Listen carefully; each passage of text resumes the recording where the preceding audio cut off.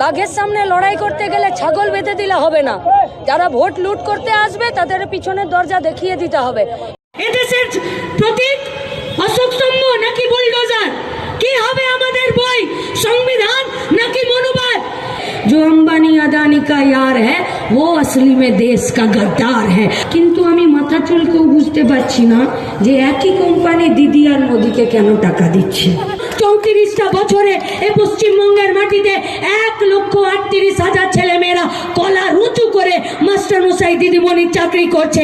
কারো বাপের দম নেই ওদের চাকরি বাতিল করে দেওয়া। আপনাদের কাছে আবেদন করতে চাইছি, বাঁচতে চাই তাই আবেদন করতে এসেছি। হেঁটেছি 2910 কিলোমিটার এই রাস্তার উপর দিয়ে। বাসে চাপলাম, লেখা ছিল বাংলা নিজের মেয়েকেই চাই।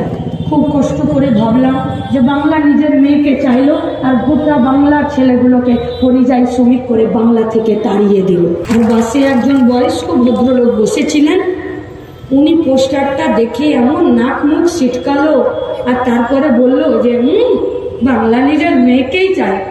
বাংলার মেয়েকে বাংলার ঘরের লোকই চাইছে না, পিছন থেকে ধাক্কা দিয়ে দিচ্ছে। তো আমাদের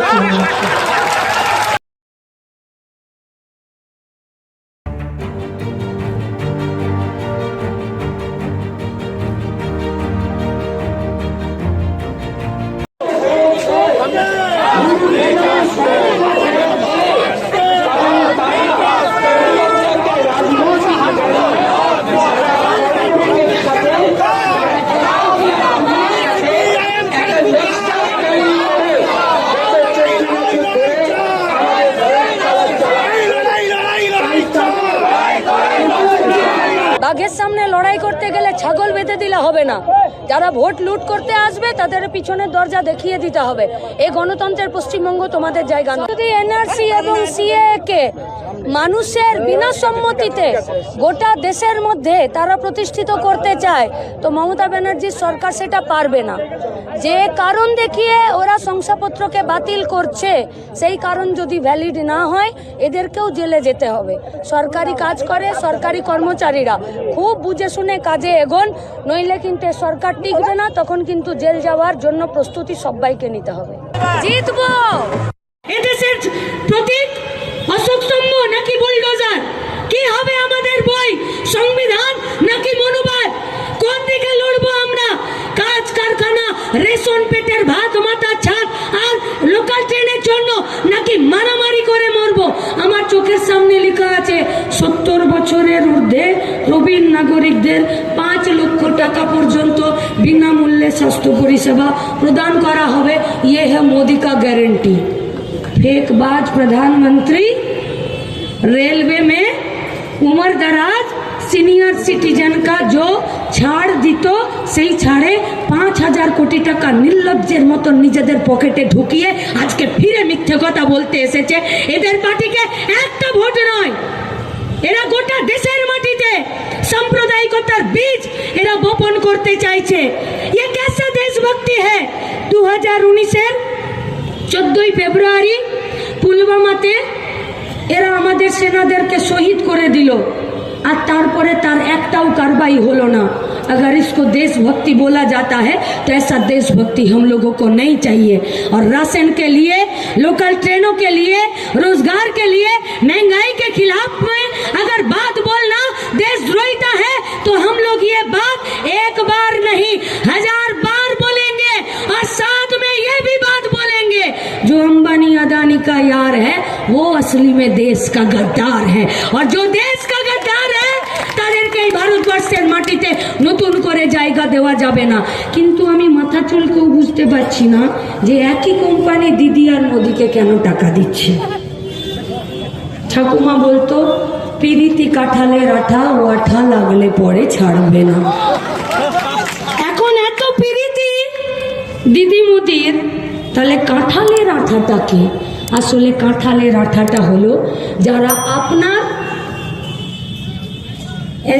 ওই কি একটা ওষুধ আছে ওমেজ, তার দামটা যারা 7 টাকা থেকে 10টা বাড়িয়ে দিয়েছে তারা হচ্ছে কাঁঠালের আঠা। কাঁঠালের আঠা হচ্ছে টেসলার ওষুধটা, যেটা প্রেসার আর হার্টের রোগীদের, যেটা আজকে দাম বাড়িয়ে দিয়েছে প্রায় 30%। এরা হচ্ছে কাঁঠালের আঠা। কাঁঠালের আঠা হচ্ছে যারা চালের দামটা 30 টাকা থেকে 42 টাকা বাড়িয়ে দিয়েছে। কাঁঠালের আঠা হলো যারা দুধের দামটা 43 টাকা থেকে 54 টাকা বাড়িয়ে দিয়েছে। তার বিরুদ্ধে এই লড়াইটা গোটা পশ্চিমবঙ্গের মাটিতে, গোটা ভারতবর্ষের মাটিতে কথা দিচ্ছি আপনাদেরকে, জিতিয়ে দিন কমরেড সৃজন ভট্টাচার্যকে। 24-26 এই পশ্চিমবঙ্গের তৃণমূল কংগ্রেসের সরকারটাকে তল্পা বেঁধে এই পশ্চিমবঙ্গ থেকে বিদায় আমরা দিয়ে দেব। তৈরি থাকুন, রেডি থাকুন। সুদূর প্রসারী কাজ করেছে লাল ঝান্ডার পার্টি এই গোটা দক্ষিণ 24 পরগনা জুড়ে। গদখালির ব্রিজ, মালঞ্চ, হাড়োয়া, নামখানা, রায়দিঘি, এসব ব্রিজগুলো একদম বিচ্ছিন্নগুলোকে এই কলকাতা যাদবপুরের সঙ্গে যুক্ত করে দিয়েছে। ভুল করেছে। নামখানা, রায়দিঘি ছেলে মেয়েগুলো যারা প্রেসিডেন্সি, কলকাতা, যাদবপুর ইউনিভার্সিটিতে পড়ে মাস্টারমশাই, দিদিমণি, ডাক্তার হবে, তাদেরকে একটা কলকাতা শহরে এসে পড়াশোনা করতে দেবার সুযোগ করে দিয়ে লাল ঝান্ডার পার্টি কি অন্যায় করেছে? জমিনদারোं का জমিন ছিনकर গরিব খেটে খাওয়া মেহনতি মানুষকে বর্গা পাট্টার নামে দিয়ে দিয়েছে। কি অন্যায় করেছে লাল ঝান্ডার পার্টি? 1326টা প্রাইমারি হেলথ সেন্টারকে 12,000 সংখ্যাতে পরিণত করেছে, কিন্তু জ্যোতি বসু বুদ্ধদেব ভট্টাচার্য একটা হেলথ সেন্টারকে দিদিমণির মতন নীল সাদা রং করার মতন লাল রং করে দেয়নি। বরং 34টা বছরে এই পশ্চিমবঙ্গের মাটিতে 1,38,000 ছেলেমেয়েরা কলার উঁচু করে মাস্টারমশাই, দিদিমণির চাকরি করছে। কারো বাপের দম নেই ওদের চাকরি বাতিল করে দেবার। তারা আজও মাথা উঁচু করে কাজ করছে। আর কারো এই হিম্মত বলার নেই যে পশ্চিমবঙ্গের একজন হবু শিক্ষিকাকে ক্যামেরার সামনে দাঁড়িয়ে নিজের মাথার চুলটা খুলে করে নামিয়ে চোখের জলে এ পশ্চিমবঙ্গের সরকারের বিরোধিতা করতে হচ্ছে। কি চাই আমরা? না, আমরা অনুব্রতর সাথে গরু পাচার করতে চাই না।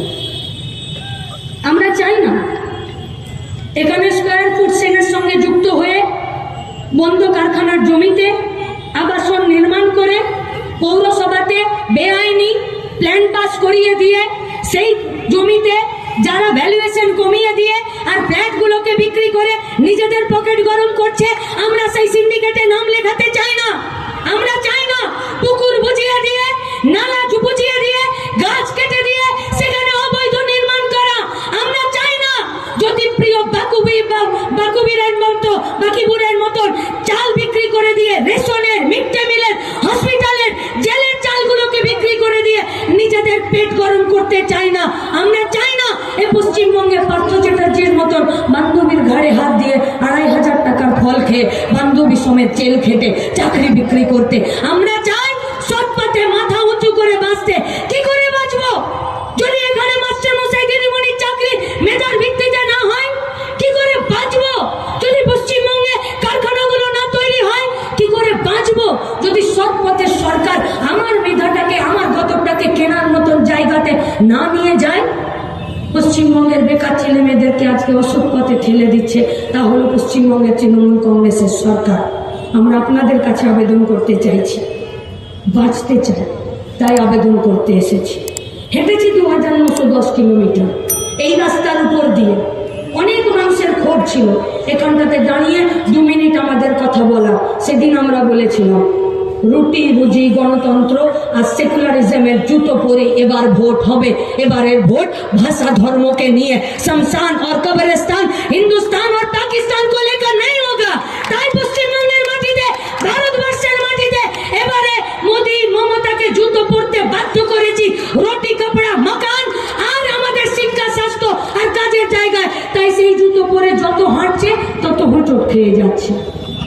বাসে চাপলাম, লেখা ছিল বাংলা নিজের মেয়েকেই চাই। খুব কষ্ট করে ভাবলাম যে বাংলা নিজের মেয়েকে চাইলো আর গোটা বাংলার ছেলেগুলোকে পরিযায়ী শ্রমিক করে বাংলা থেকে তাড়িয়ে দিল। আর বাসে একজন বয়স্ক ভদ্রলোক বসেছিলেন, উনি পোস্টারটা দেখে এমন নাক মুখ ছিটকালো আর তারপরে বলল যে বাংলা নিজের মেয়েকেই চায়। বাংলার মেয়েকে বাংলার ঘরের লোকই চাইছে না, পিছন থেকে ধাক্কা দিয়ে দিচ্ছে, তো আমাদের লড়াইটা কঠিন বাস্তবের মাটিতে। গোটা পশ্চিমবঙ্গে একের পর এক কারখানা ওরা বন্ধ করে দিয়েছে, সিন্ডিকেটের রাজ চালিয়েছে, নতুন করে কোনো শিল্প কারখানা আসছে না। এই পশ্চিমবঙ্গে যাদেরই চাকরি হচ্ছে, যাদেরই সার্টিফিকেট হচ্ছে, তাদের সব বাতিল হয়ে যাচ্ছে। একটা ছেলে রাতের বেলা নিজের বউকে দড়িতে বেঁধে শুয়েছিল, বললো কেন? বলছে এই পশ্চিমবঙ্গে তৃণমূল কংগ্রেসের জমানাতে বিয়ে করেছি, বউটাও বাতিল না হয়ে গেলে। মস্করা চলছে। আমি যেমন চতুল কথা বললাম, আমি যেমন খুব হালকা কথা বললাম, যান জিজ্ঞেস করুন হলুদ ট্যাক্সিওয়ালাকে, ওপাশে টোটোওয়ালা দাঁড়িয়ে আছে, যান জিজ্ঞেস করুন। ওখানে কোনো ট্রাক চালাচ্ছে, যান গিয়ে জিজ্ঞেস করুন। এ পশ্চিমবঙ্গে এই কলকাতার বুকে যারা বাস চালাচ্ছে, তার খালাসিকে, তার কন্ডাক্টরকে, তার বাস ড্রাইভারকে জিজ্ঞেস করুন কেমন আছেন আপনি। বলতে পারবে না ভালো আছে। ইলেকট্রিক বিলের দাম বাড়ানো, কেরোসিন তেলের দাম বাড়ানো, পেট্রোলের দাম বাড়ানো, ডিজেলের দাম বাড়ানো। ড্রাইভিং লাইসেন্স নিতে গেলে পায়ের জুতোর সুতলা খুইয়ে যাচ্ছে। একটা পলিউশন, একটা রেজিস্ট্রেশন, একটা ইন্স্যুরেন্স, সব কিছুর দাম বেড়েছে।